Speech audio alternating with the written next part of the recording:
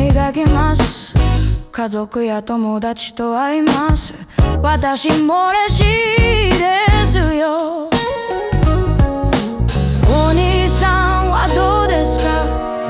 兄は来月結婚しますよ。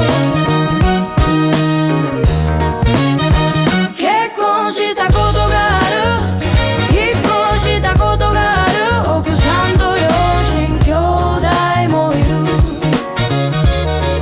車を運転して新しい家、時間がないので結婚はまだです。同じ会社の人です、優しい人ですよ。家族や友達も嬉しい。来週家に来ます。新しい生活始まりますね。本当に大切な時間、お兄さんはどうですか？兄は来月結婚しますよ。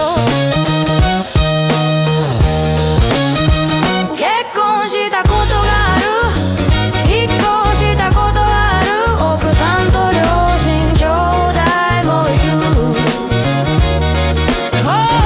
車を運転して新しい家、時間がないので結婚はまだです。